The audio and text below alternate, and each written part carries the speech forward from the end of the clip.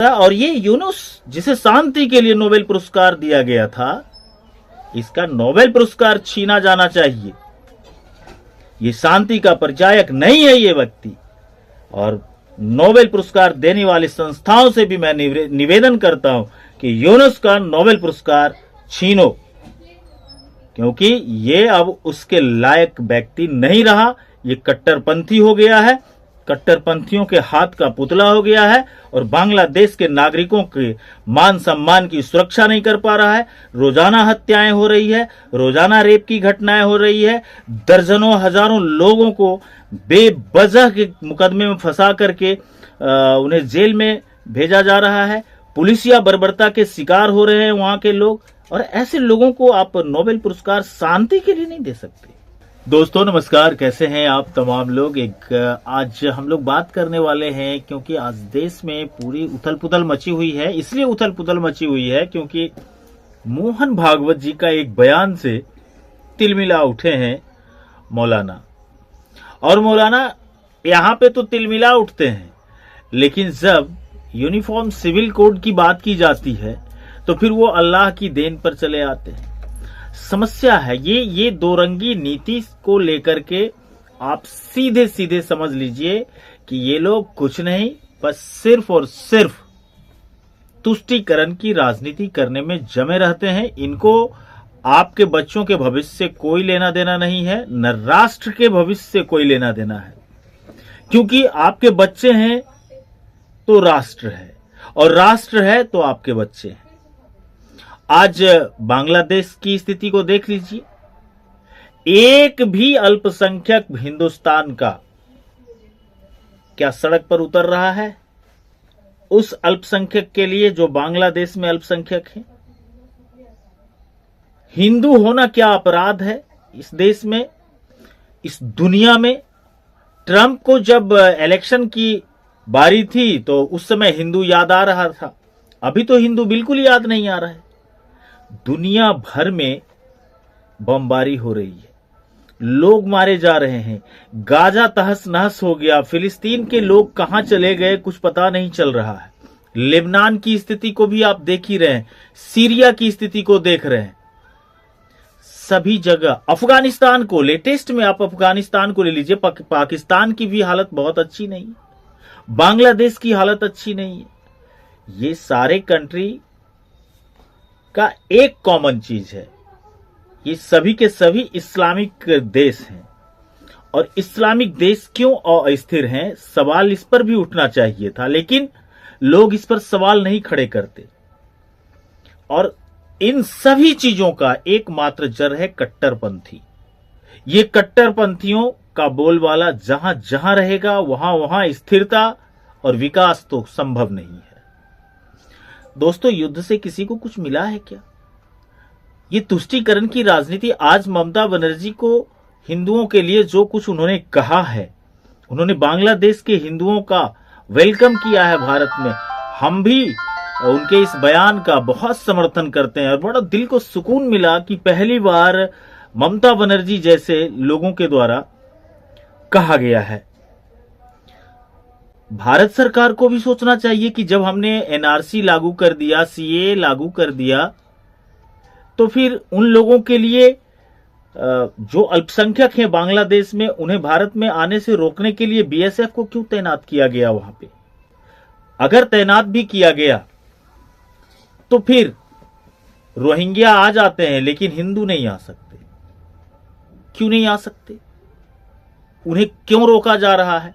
दूसरी चीज कि जब सरकार सब कुछ देख रही है, वही बांग्लादेश है जिस बांग्लादेश को इसी हिंदुस्तान की lady iron lady Indira Gandhi ने आजाद कराया था पाकिस्तान के चंगुलों से, जब रक्तपात हो रही थी, जब बहु बेटियों की इज्जत सरेआम लूटी जा रही थी। आज उसी बांग्लादेश हिंदू अभिशाप बन करके रह रहे हैं, रोजाना मारे जा रहे हैं, रोजाना उनके घरों को आग लगाई जा रही है।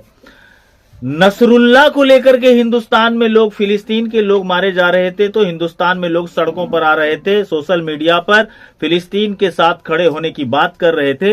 लेकिन आज आप ढूंढिए सोशल मीडिया पर भी चारों तरफ कहीं भी एक भी हिंदू की आवाज को उठाने के लिए एक भी भारत के अल्पसंख्यक के द्वारा सामने नहीं आएंगे ये लोग। न इनके मौलाना सामने आएंगे, न इनके नेता सामने। और जबरदस्ती के एक नेता हैं ओवैसी, वो मोहन भागवत जैसे सम्रांत, प्रतिष्ठित और सम्मानित लोगों के लिए कह रहे हैं। उनका कहना है कि जब तक समाज में तभी स्थिरता हो सकती है जब जनसंख्या का संतुलन समाज में बना रहेगा। ये बहुत खराब बात तो उन्होंने नहीं कहा। उन्होंने कहा कि 2 बच्चे पर आप ब्रेक कर लेते हैं, 3 बच्चा कम से कम हिंदुओं को रखना ही होगा। अब इसमें ओवैसी 1500 रुपया खोज रहे। भैया आप 1 दर्जन पैदा कर रहे हो, आप कितने को पैसा देते हो? अगर पैसा देते हो तो इसकी जांच होनी चाहिए कि किस लिए पैसा देकर के 1-1 दर्जन, 1.5 दर्जन, 4-4 बीबियां रखने का न्योता देते हो। और इसी पर जब यूसीसी की बात होती है तो फिर आ जाते हो कि हमारा ये धार्मिक, हमारे ऊपर ये किया जा रहा है, वो किया जा रहा है। मैं मोहन भागवत जी के एक बयान को आप लोगों को भी याद दिलाना चाहूंगा कि उन्होंने कहा था कि हर मस्जिद में मंदिर ढूंढना बंद होनी चाहिए। मैं इसका समर्थन करता हूं। ठीक बात है, हिंदू पक्ष ने भी कहा था कि हमें 3 जगह दे दो, बाकी जगह पर हमको कोई एतराज नहीं। और प्लेसेस ऑफ वर्शिप एक्ट की जो चर्चाएं की जाती है, वो प्लेसेस ऑफ वर्शिप एक्ट को ठीक से समझने की भी जरूरत है, खास करके ओवैसी को। जब वो चुनाव प्रचार में थे तो उनकी घड़ी में 15 मिनट कम थी, वो 15 मिनट याद दिलाते थे। बेवकूफ समझ रखा है ओवैसी क्या तुमने हम लोगों को? अरे तुम्हारा मेरे पास साक्ष्य है कि तुम किस तरीके से फर्जीवाड़े करके तुम अपना पार्टी चलाते हो। अभी बेगूसराय के बलिया का एक व्यक्ति जिसका दाल मिल चल रहा था, उसके दाल मिल से सारे प्रोडक्ट ओवैसी के लोगों के द्वारा ले जाया गया। और जब पैसा मांगने यहां का आदमी वहां पहुंचा हैदराबाद, तो उसे काट रहे थे ये लोग। मेरे पास प्रमाण है। और ये ओवैसी बोलते हैं जबरदस्ती का नेता मुसलमानों का मत बनो और मुसलमानों को भड़काओ नहीं। ये हिंदुस्तान के मुसलमान है। और हां, टीवी के डिबेट पर मैंने बहुत चीज देखा है कि ये मुसलमान के जो स्कॉलर आते हैं, ये कहते हैं कि हमने देश की आजादी में पसीना बहाया, खून बहाया, शहादतें दी, शहीद हो गए, हमने देश के लिए किया। आपने क्या किया? अरे भैया आपने किया, लेकिन उसकी कीमत आपने ली है इस देश से। और उसकी कीमत पाकिस्तान के रूप में ली है, बांग्लादेश के रूप में ली है।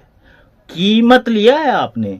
आपको कोई हक नहीं है, आपके खानदान के लोगों को भी कोई हक अब नहीं रह गया कि आप आजादी की चर्चा भी करें। गनीमत समझो कि वहां जो प्रवक्ता बैठे होते हैं या हिंदुओं के पक्ष को रखने के लिए जो लोग बैठे होते हैं, वो बोल नहीं पाते इन बातों को। खैर जो भी हो, जब सरकार, गजब हालत है हमारे देश के विरोधियों का। सरकार कहती है कि अभी वहां मत जाइए, संभल की चर्चा कर रहा हूं, अभी मत जाइए, 10 तारीख तक हालात को सामान्य होने दीजिए फिर जाइए।